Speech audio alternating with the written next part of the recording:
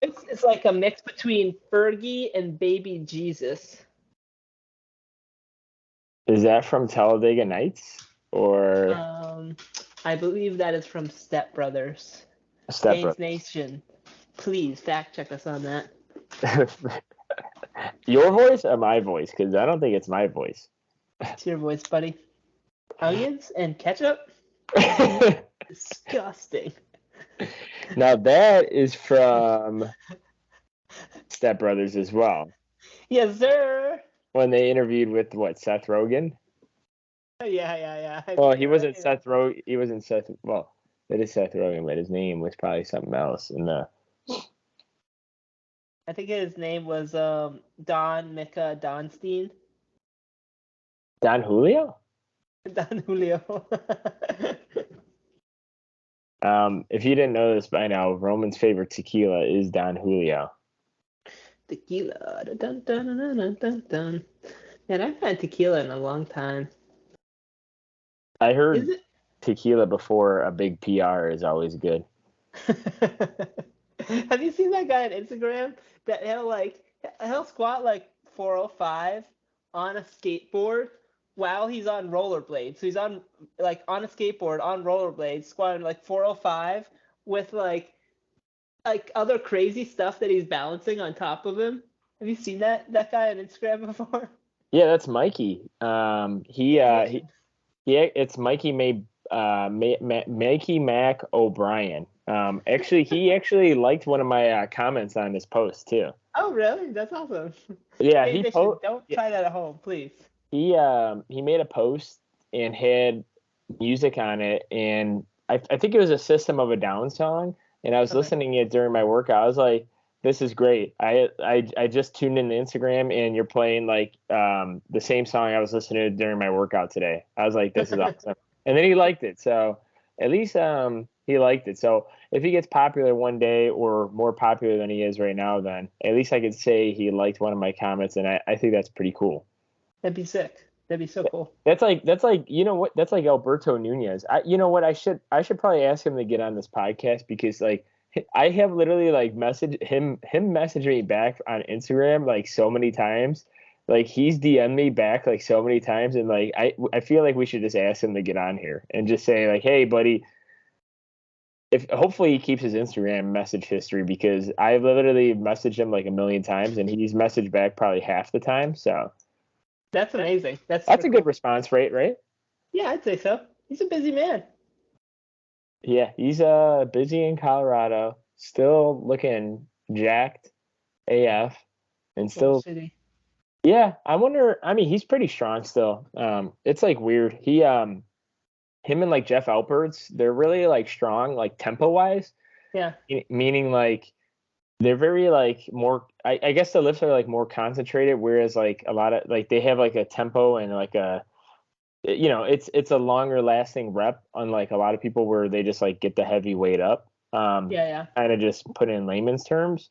But like he's like really like I think he could do like 300 plus pounds with like RDLs or stiff leg deadlifts, and like it's Oh, easy. crazy. Yeah, Oh, easy. Yeah. Um, there's actually this he's like a younger natural bodybuilder that I started following maybe last year, maybe in 2021. He gets like shredded to the bones, and he's he may have like just reached the end of his bulk, but he still looks like freaking beast. Dirk Emmerich, something along those lines. Have you seen him before on Instagram? I have not. No. Mm-mm. Oh, he's a tank.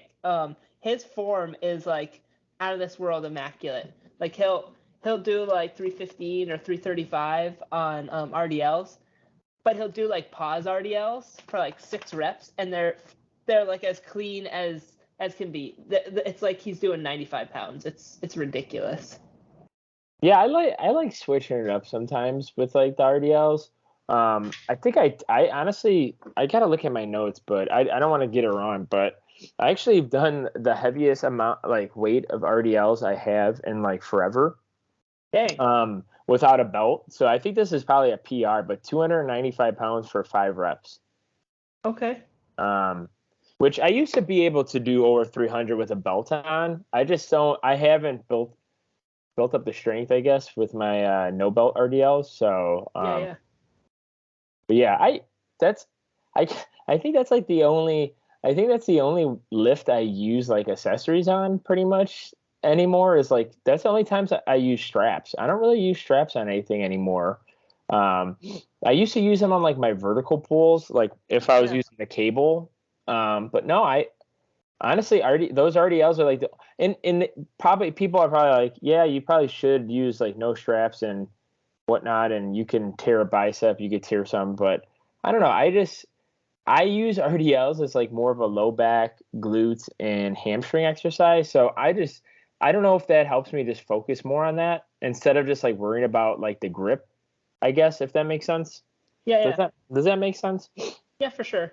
On the whole, like tearing something like aspect, um, I feel like we hear that all the time, and I just like refer people back to where are they barbell medicine. I think it's like Jordan Feigenbaum and Austin Baraki or something like that.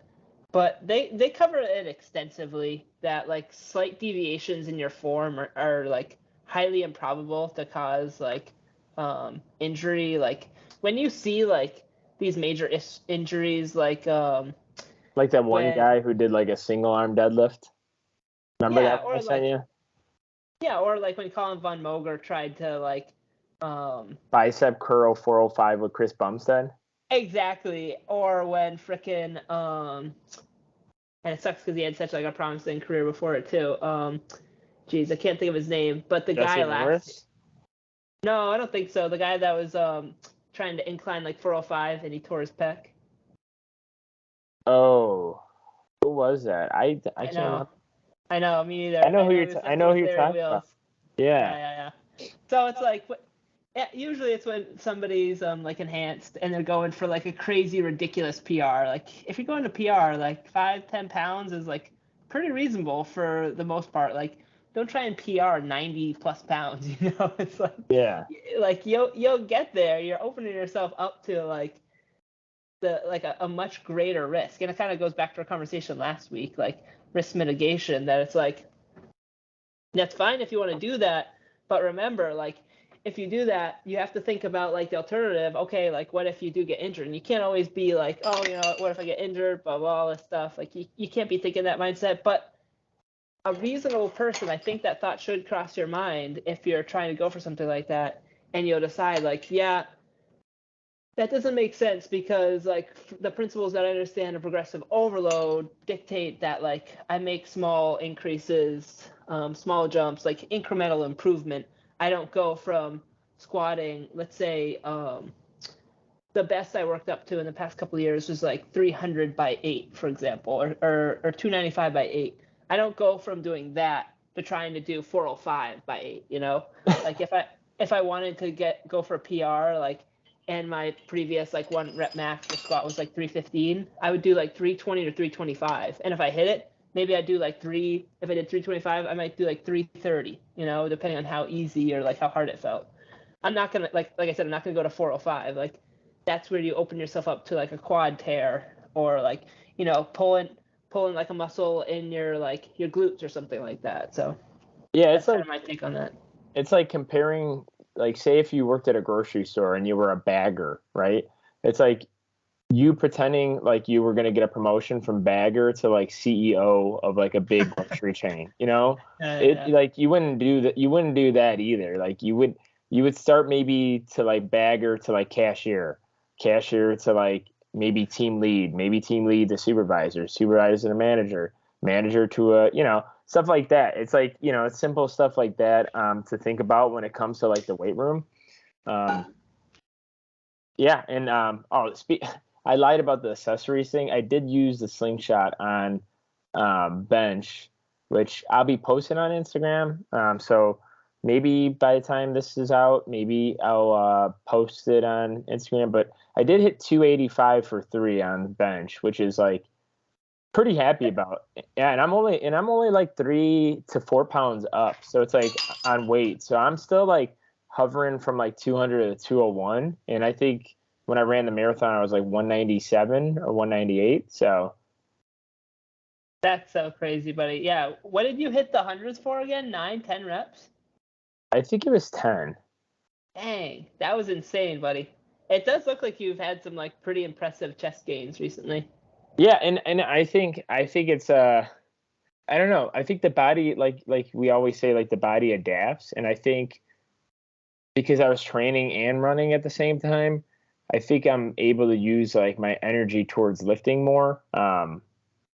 So yeah, and then I think the last thing I wanted to say is my tattoo is like pretty much healed, and I'm hopefully gonna start jujitsu soon. Oh, nice. That's before or after the kid is gonna be here, so hopefully I can figure that out. But yeah, I'm hoping to do that. I just, like I said, tattoo is like an open wound. You want to make sure it's healed. Obviously, I'm probably playing it more safe than I probably needed to. Like, like I hit deadlifts today, and I wore like compression pants and sweatpants because like I was afraid that the bar might touch it more often than none. But it's probably fine. Yeah, yeah. Because like once it's healed, it's like pretty much like in your skin. It'd be like impossible to remove it unless like I took a whole layer of skin off my thigh. So Yeah, yeah, yeah. it's like pretty much impossible to rip it off with like a barbell or something. Maybe over time. I'm really curious to see though, because it is like on the path of where the barbell like rolls off my leg. Yeah. Um, so I'm wondering, like, over time, like, let's say, like, 10 years from now, like, if, like, some of my tattoo gets missing because of the fact that it's in a place where I lift. Like, I'm really interested, like, maybe half the tattoo or a quarter of the tattoo is, like, gone. But stay tuned. If you're still following this in 10 years, or whatever the heck we're doing in 10 years plus, um, we'll see. Like, maybe if you're an OG listener and you listen to this, maybe 10 years down the road, maybe I'll take a picture and see what happens. That would be crazy, buddy. Yeah, my like feeling would be that um it's the top couple of layers of skin will like they'll kind of like heal over. So and they'll like continually replace themselves. So no, I don't think anything would happen. I think usually when people run into issues is like if they're out in the sun too much, or if they gain like excess body fat, or they lose um, a lot of body fat. I think that's what usually will like mess with tattoos, from what I understand. But I admittedly I don't know much about them. Yeah, I mean, yeah, but also to that point, it's like you gotta put sunscreen on, protect yourself, and then yeah. I mean, the only thing is I'm worried about is making too many muscles to the point where it's like you stretch out completely. Uh, one of the I forgot who it was, but he's like a pretty strong actor. He actually got that question asked. He goes, Would you what's gonna happen to all your tattoos if you keep getting more jacked?" Is it like, yeah, I'm trying to think of who it might be. He was like on Sons of Anarchy. He's like a tough Oh, okay, guy. okay. Yeah, Oh, okay, I don't okay, know. okay, okay. I don't know. He's like pretty popular. I think he was in a band too. He was like an actor and like in a band, but he was Oh, like a nice, pretty tough guy. So I can't. nice. He was like popular. I think for like the music industry, maybe in like the early 2000s, maybe 90s. So he's much older now. So. All right. No, I haven't seen that show. Oh, one more thing before I guess we can get into the topic, Roman, is your boy finally retired today. Do you believe that's true? Nah, not really. Do you think he's just saying that so he could switch teams? I mean, I think that's like what he would end up doing if he comes back. I don't know. It's hard to say. We'll see. He did this last year. I feel like he's just like Michael Jordan, that he's gonna be like in his retired life for 2 weeks, and he's gonna be like looking over like contract work with Fox Sports. He's gonna be like, yeah, this is a lot of money. This is great, and he's gonna be like, dang, I miss it. Yeah. But I don't know. Who knows? You never know. Maybe it is the end. If it is, it's kind of too bad. I wish he didn't go out like that. But in a way, I'm kind of relieved. Like I feel like as a football community, we're ready to move on. Um, and like what more is what's more like telling, that it's like there's so many young quarterbacks going deep into the playoffs, and it's like Patrick Mahomes and Jalen Hurts. Aren't they like 26 and 24 or something like that? Like they're both ridiculously young. So Patrick Mahomes is, I think he's only a year younger than me, so I think he's 27. 27. Okay. Yeah. And then I think Jalen Hurts is what, 24? Something like that. Yeah, I think I forgot what it. Oh, the guy from Georgia Tech who was like 25 years old that won the whatever the bowl was. He was older than Jalen Hurts when they won that, and he got redshirted. But they're making fun of him, like saying like he played against a bunch of like kids, and he's like 25 years old. So there's like been this like real circulating YouTube about, I think Calvin Ridley was like 20 when he was still in high school or something like that. It's like whatever, who cares, It's like the he went through like the Billy Madison of football. Like back to school. He's like 16. Oh, snack pack.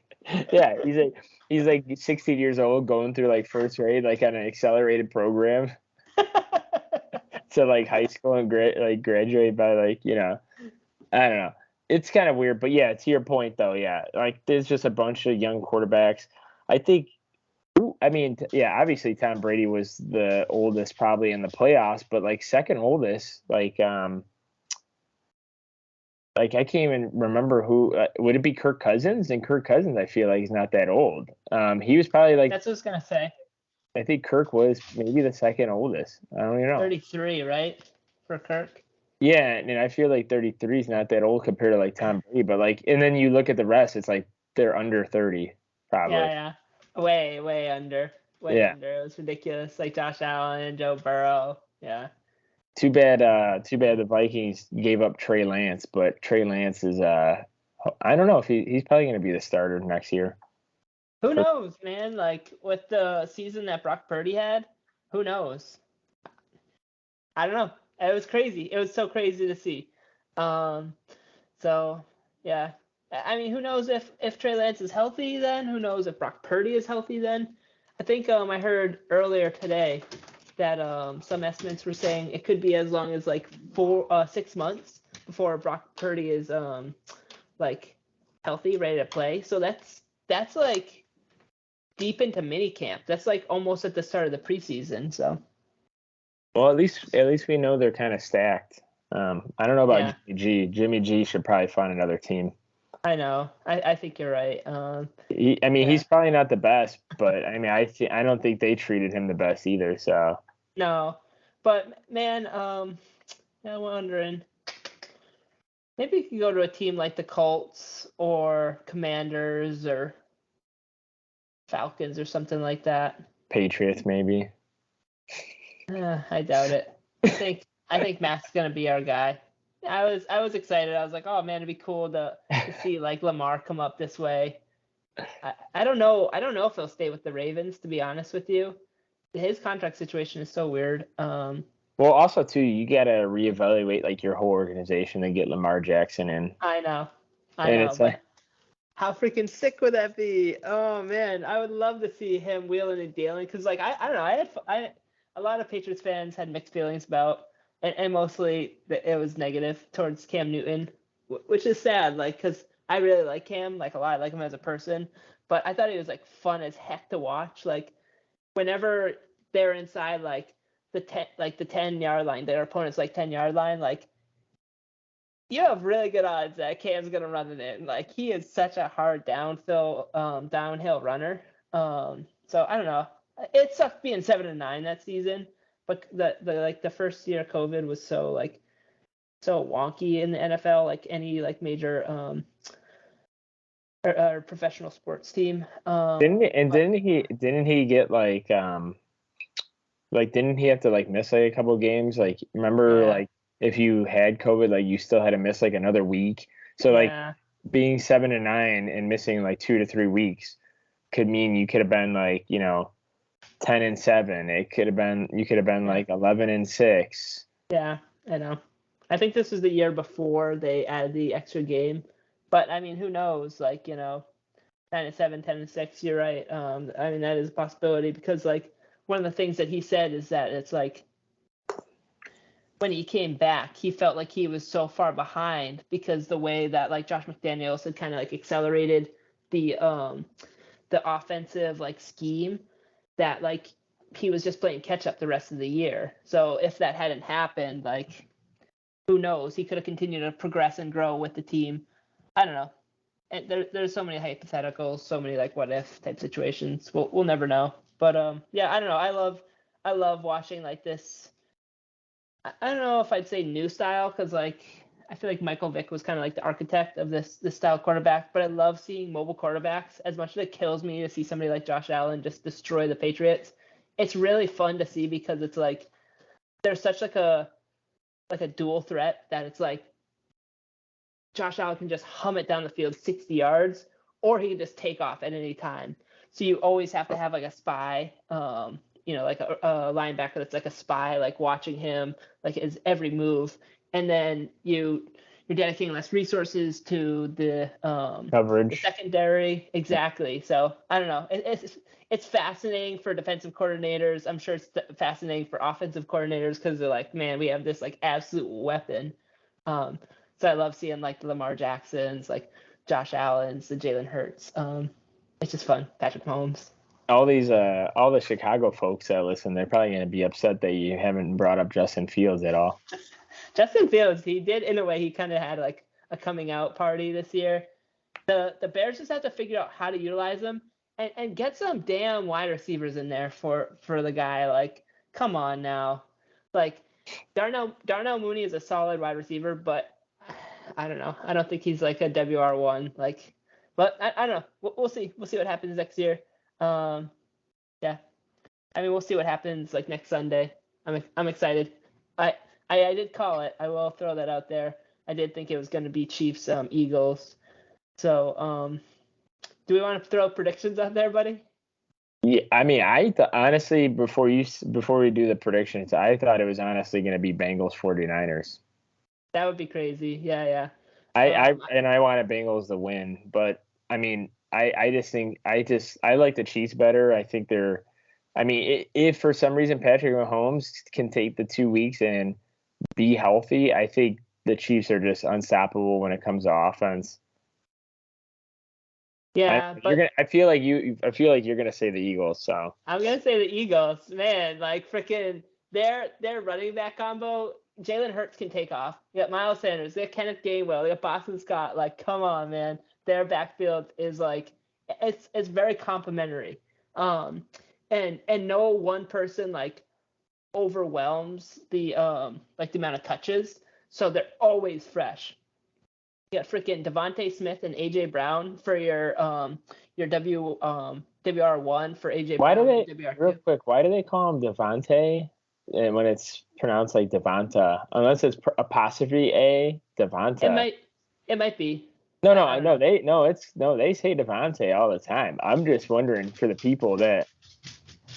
No. I think what I'm saying is it might be like apostrophe. Oh, apostrophe. Yeah, I was gonna say like because they spell it out and I don't see like ever apostrophe and I'm like that's Devonta. Yeah. I don't know. That's how I've heard it pronounced. And then Dallas Goedert as their tight end, and their defense is ridiculous. I think they had like the number one sack combination in the NFL. So, geez, sorry. You're fine. I think my dog's about to be barking too. So, but no, back to are you there? Yeah, Mason just got back. So if I was to throw like a score out there, I'm thinking it'll be a high scoring affair. What was I saying the other day? I think it's gonna be like 31-27 Eagles with a game winning touchdown drive by the Eagles. That's interesting. I like it. Yeah. I do like I do, unfortunately, like because I don't want to like them because they are NFC. And they play against the Vikings, so it's hard for me to pick Eagles. But I do respect like Jalen Hurts being like a very strong quarterback, and like you don't ever see videos of like Patrick Mahomes squatting like 300 plus for reps and stuff like that. So I think that's pretty respectable because like I don't think Mahomes can put up that weight. I don't think he'll ever see that weight. So Yeah, true. But I mean, yeah, you'd have to give it props to Jalen Hurts, and especially because we're like a kind of like a health and fitness podcast. Like, I think I've seen him squat 500 pounds before, Jalen Hurts, and he's not a big dude. Like, he's not yeah, small, but he's not big. Like, he might be like 220 max. So it's like, we're talking about like close to 2.5x his body weight. That's some impressive stuff. He's an absolute freak of nature.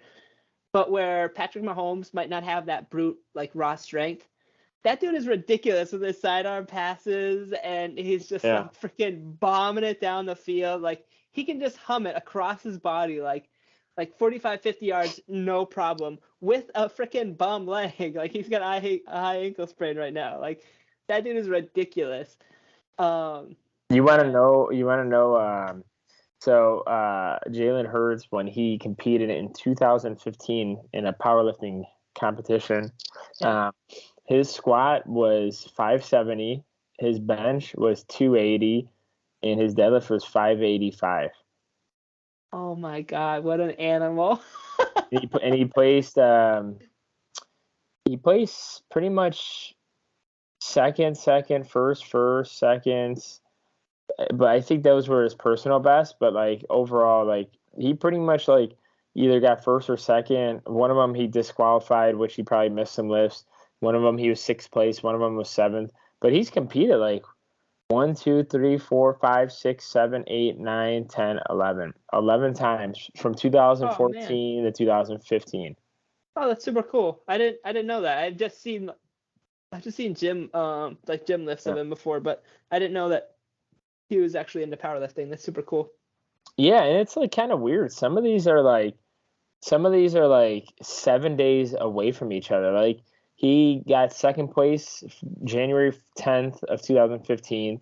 Then he competed again January 17th, 2015, first place. And then he competed again January 24th, 2015, first place. And then he competed again like a month later in February of 21st of 2015, second place. March 7th, 2015, second place. So it's like Wow. I don't know if he kind of peaked and like he had people around him saying like, hey, you should go do this one, or what. But like he did like and he did it in 2014 too. So he in 2014 like he competed like January 10th in 2014 and then January 15th. So Oh dang. five Okay. days later, he got fifth place in that 10th one, and then the fifth January 15th he got first place. So it's like Oh my God. crazy. I don't understand. And I don't know if it's because like so I know like some high schools like if they're into like the powerlifting meets, maybe because that sounds like after their season, so it's like just like almost pretty much after the season because to my knowledge they end in November, right? In high Yeah. school. Yeah. So pretty much like it seems like maybe him and his like friends on the football team, maybe they all did these like together just to like stay strong for like the season and like the off season. But that's pretty cool and that's pretty respectful and like it looks like he did them until March. So like he start like 2014 and 2015, he just did it from January to March. And like I said, within the 2 years, I mean, he did 11 meets. So it looks like he did like 6 the 1 year and then 5 the second year. And that's really smart because he may have also done that because he knew that would get him recognized by like recruiters and whatnot. Because when did he go Yeah, to college? Probably like 2015, 2016, 2017, 2018. He probably went 16, 17, 18, 19. Because didn't he join the league in 2020? I Because this think is his so. third season, I think. So that makes sense. I could see that. He's Yeah. he's ridiculous, freaking nature, man. So But crazy. but anyways, guys, well, thanks for tuning in. Honestly, so next week because we're still in the month of actually no, we're not in the month of January. Since we're in the month of February, Roman and I thought it would be a good idea to kind of go over meal plannings, how to prepare for one, how to kind of correlate one, how to strategize for that as well. So stay tuned for that. But we appreciate you guys. Thanks for listening and watching. Please follow us, like us, comment, subscribe. We'll see you guys on the next one. Peace.